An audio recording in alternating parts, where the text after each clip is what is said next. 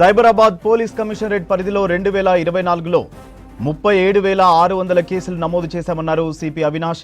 ఇందులో ఎక్కువగా land కేసులున్నాయన్నారు. 32% cyber కేసులున్నాయన్నారు. 11,914 cyber crime కేసుల్లో 70 కోట్ల రూపాయల అమౌంట్ను రీఫండ్ చేశామన్నారు సిపి అవినాష్. ఈసారి డిజిటల్ అరెస్ట్ కేసులు పెరిగాయన్నారు సిపి.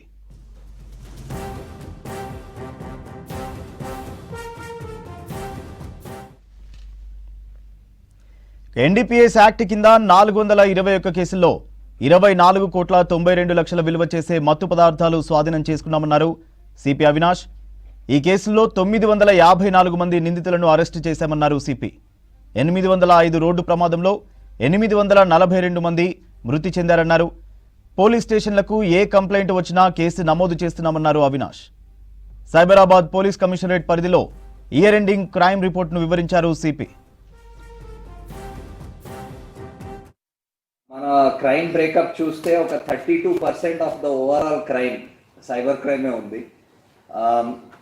కమింగ్ పేజెస్లో మీకు ఆ బ్రేకప్ కూడా ఇచ్చాము. ఎన్ని కేసెస్ నమోదైనాయి, ఎంత అమౌంట్ లాస్ అయింది, ఎంత పుట్ ఆన్ హోల్డ్ అయింది, ఎంత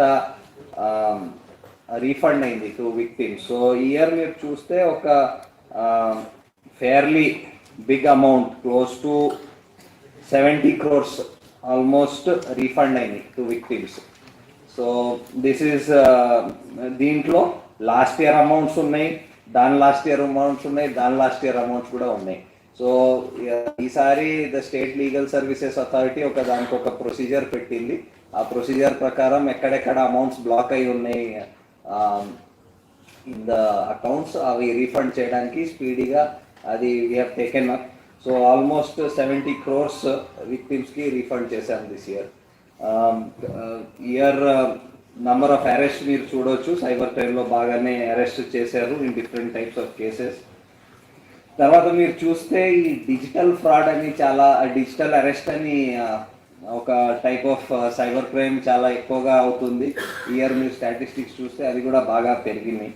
మీకు బ్రేకప్ ఆఫ్ కేసెస్ కూడా ఇచ్చాము, which type of cases from highest to lowest, మీకు ఆ టైప్ ఆఫ్ కేసెస్ కూడా మీకు దాంట్లో బ్రేకప్ పెట్టాము.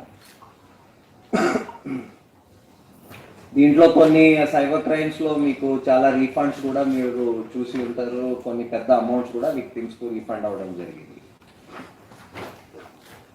ఇప్పుడు అనదర్ ఈ apart from these issues, economic offenses lo year first we had our economic offense wing established formally.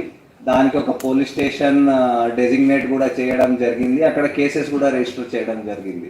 So 3 crores పైన ఉన్న అమౌంట్ లాస్ ఉంటే డైరెక్ట్లీ ఎకనామిక్ అఫెన్స్ పోలీస్ స్టేషన్లో వింగ్లో అక్కడ డైరెక్ట్లీ ఎఫ్ఐఆర్ చేయడం జరిగింది.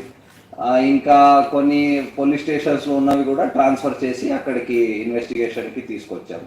సో చాలా కేసెస్ దాంట్లో ఇన్వెస్టిగేట్ అయ్యి మెనీ ఎస్పెషల్లీ ఈ pre launch offers, deposit frauds బాగానే ఇన్వెస్టిగేట్ అయినాయి అక్కడ. So we want to continue. దాంట్లో వీ హ్యావ్ ప్రెజెంట్లీ ఒక 4 ACPs ఉన్నారు, 4 ఇన్స్పెక్టర్స్ ఉన్నారు, కావాల్సిన స్టాఫ్ ఉన్నారు. సో ఇంకా అవసరం పడితే అది స్ట్రెంథెన్ చేయడం జరుగుతుంది. బికాజ్ అది కేసెస్ ఎక్కువ పెరిగే అవకాశం కూడా ఉంది దాంట్లో. One more priority area for us was government main ప్రయారిటీగా ఉండేది. That is narcotics related cases. Narcotics మీద దానికి ఒక ఆల్మోస్ట్ క్రాక్ డౌన్ చేసి దానికి కంట్రోల్లో తీసుకురావడానికి అది ఒక మిషన్ లాగా చేశాము. సో దిస్ ఇయర్ మీరు చూస్తే కేసెస్ కూడా పెరిగినాయి, నంబర్ ఆఫ్ అరెస్ట్ కూడా పెరిగినాయి, క్వాంటిటీ ఆఫ్ డ్రగ్ సీజర్స్ కూడా కొన్ని హై వాల్యూ కన్సైన్మెంట్స్ కూడా పట్టుకోవడం జరిగింది. మనం ఫస్ట్లో ఒక ప్యాటర్న్గా చూసాం. ఫస్ట్లో చూస్తే మనకి పెద్ద సీజర్స్ కొన్ని వచ్చినాయి. యాజ్ ద ఇయర్ ప్రోగ్రెస్డ్ ఆ క్వాంటిటీస్ చాలా చిన్న అయిపోయినాయి. సో ఇప్పుడు జనరల్ న్యూస్ ఏమంటే దట్ ఇక్కడికి తీసుకురావాలంటే పెద్ద క్వాంటిటీస్ తీసుకురావడం కష్టం. సో చిన్న క్వాంటిటీస్లో they are trying to get. అవి కూడా మేము ఇన్ఫర్మేషన్ తెచ్చి పట్టుకోవడం జరుగుతుంది. ఇంకోటి ఏం చేసామంటే ఇప్పుడు మన దగ్గర ఈ డ్రగ్ టెస్టింగ్ కిట్స్ ద్వారా ఎక్కడ మనకి డౌట్ వస్తే ఎవరు కన్జ్యూమ్ చేశాడు, whether it is drug dealer ఉండొచ్చు, or it could be rowdy element ఉండొచ్చు. అక్కడ మేము వాళ్ళకి ఆ టెస్టింగ్ పెట్టి చాలా కేసెస్ కూడా నమోదు చేయడం జరిగింది. And this year we have taken a plot of drug disposals also, అంటే డిస్ట్రాయ్ చేయడం, మన కేసులో ఎక్కడ సీజ్ అయినాయి ఆ డ్రగ్స్ డిస్ట్రాయ్ చేయడం కూడా, కోర్టులో ఇన్వెంటరీ కంప్లీట్ చేసి డిస్ట్రాయ్ చేయడం కూడా చాలా